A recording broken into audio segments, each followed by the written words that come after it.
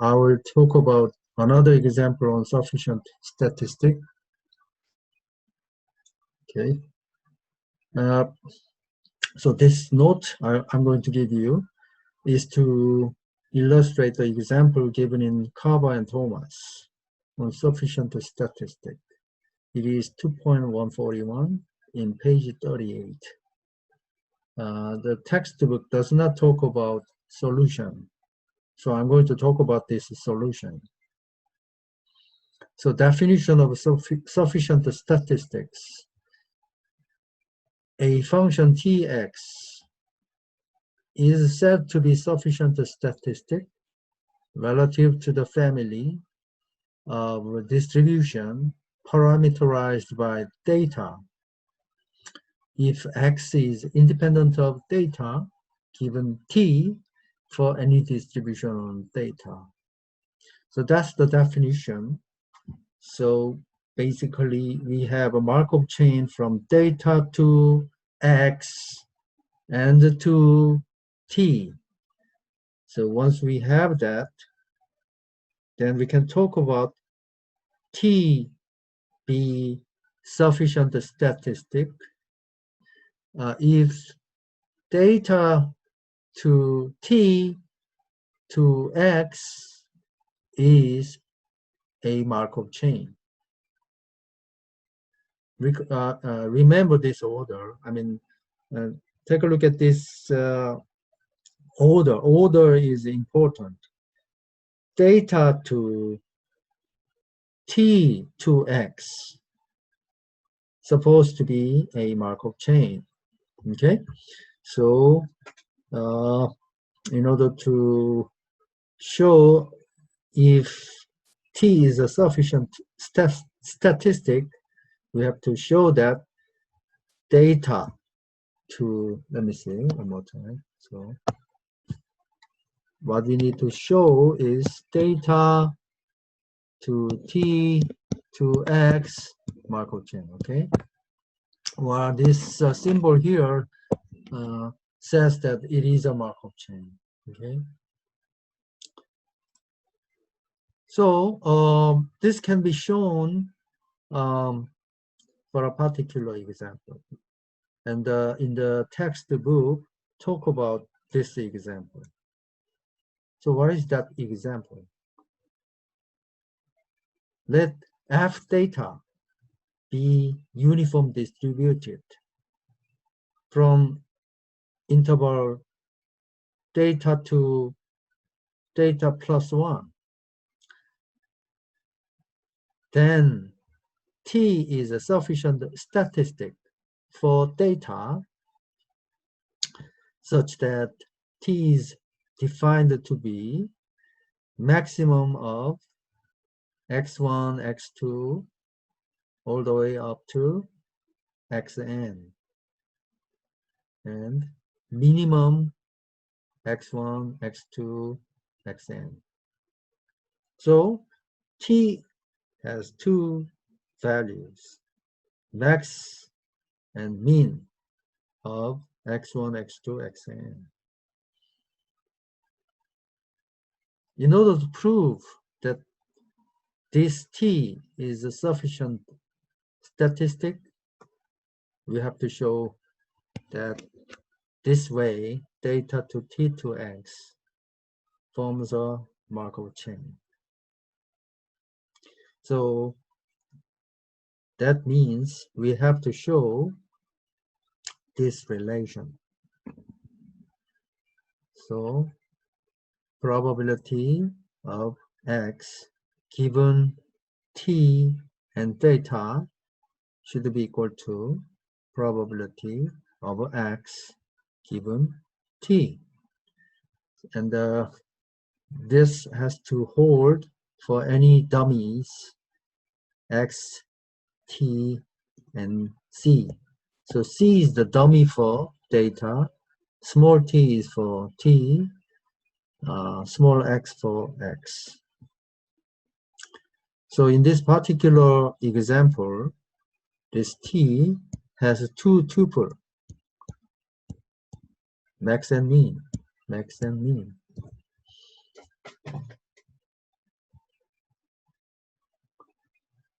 Okay. In order to show this, we have to evaluate this part, left-hand side, but it is difficult, in the first hand.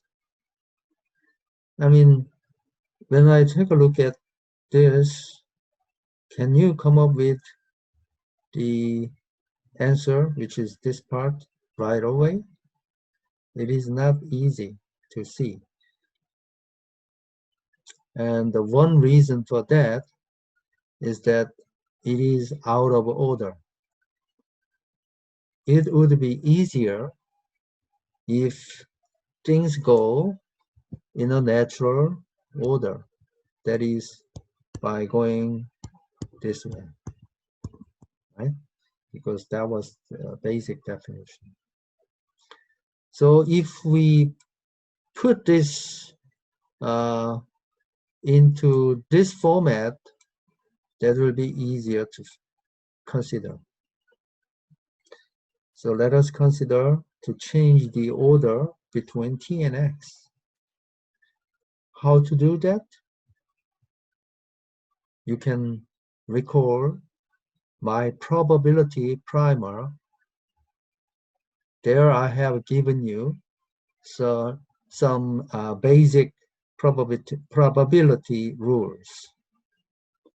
Those are the only rules you have to resort to. So for any x, we want to consider this.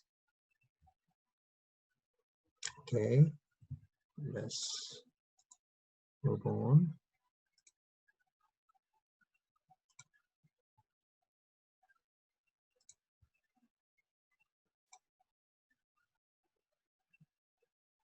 Okay, now we want to consider this probability. Okay, so probability give x, probability of x given to be a vector, and the given t is a two-tuple, x max and x min, and the data is equal to c. Now we want to consider this probability, but we want to change the order between t and x. So I will use conditional probability. So conditional probability is equal to joint probability divided by the marginal. So probability of x and t given data equal to c divided by probability of t given data. So this is by the definition of conditional probability. Now I apply conditioning on x like that, and then multiply with the prior. So that joint probability can be written as product of this and that by the definition of conditional probability. Okay, that looks easier now because it is following the order from data to x to t. This one the same. And this part, the denominator part, can also be written in this form. How do you do that? First, we use total probability theorem and conditional probability. And then I use summation instead of integration. Since this is a continuous distribution, I supposed to have used integration, but you know my note in probability primer, basically you can use summation instead of integration. When you want to be rigorous, you change this summation to integration later on. But you can treat the continuous random variable to be discrete for the moment, okay, until you figure out what to do. Okay, so having said that, this denominator using total probability theorem is the joint distribution T and X given data, but using the conditional probability, you can write the joint distribution to be this product. Okay, having said that, now consider this one. So data is given C, right? This probability is equal to 1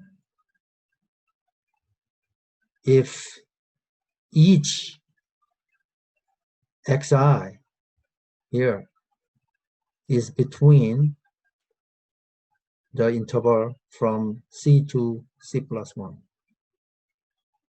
So this has to be holds for each, okay?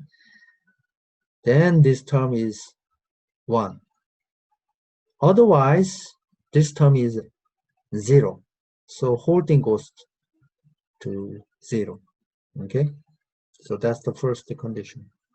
It has to be in this interval. Xi has to be. Then xi within this interval, right? Each and every one. And given that t is the max of x, x mean is minimum of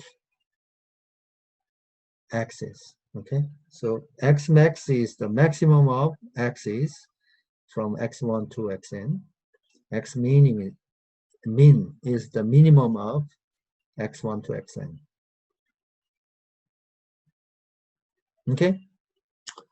So given this, max and min by definition is just the maximum of these numbers. So, or minimum of these numbers. And take away the or part, x max and x min. Okay? Since this is just a function of these numbers, x min and x max are, so this is going to be always, this probability is going to be always 1. Okay, so that probability depends only on that each xi belongs to this interval. So this sign is for each. Okay, each here means that each xi has to satisfy this. Okay, so that's that. So that is equal to 1 whenever if all xi belongs to this interval. What about the numerator now? The same thing. Okay, but this time xi, whenever you consider that this part is the same as previous one, okay, and if it belongs to this interval, this becomes 1. And what about this part? This part says, in this, given this, x max and x mean,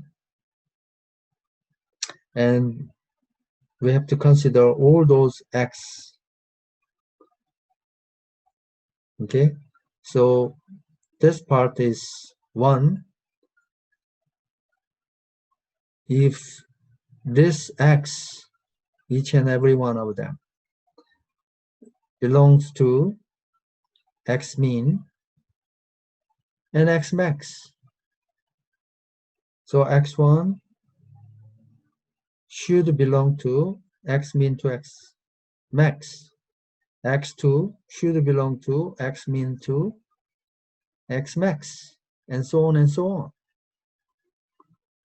So this is integration from this value to that value for each tuple of xi. Okay, so that is the result of this ratio, and then that is not equal to 0 for this satisfied. Okay, let's move a little further. That equation can also be written as the next line, which is this one. Okay, this one, that is exactly the same. This part is exactly the same, and here C can be replaced by minimum and maximum. So each xi belongs to this interval now. This, because that is the effectively effectively describe the integration, and the 0 otherwise. Okay, having said that, this is a shortened notation for that part. All right. Now, let me move to the last line. And given that xi is IID, independent, identically distributed, uniform random variable, then this integration becomes integration of one variable, for example, x1, and then product that with integration for second random variable, and so on for xn. So that is product n times. So that is integration of this expression n times. So that is nothing but x max minus x min n times. So the whole thing came out to be x max minus x min minus n to power. That holds for this interval, each xi belongs to, and 0 otherwise. Okay, having said this, we note that for each and every one of x, this holds in general. Okay, when x belongs to this interval, the answer is this. When x does not belong to that interval, that probability is 0. And this final expression shows independence of parameter C.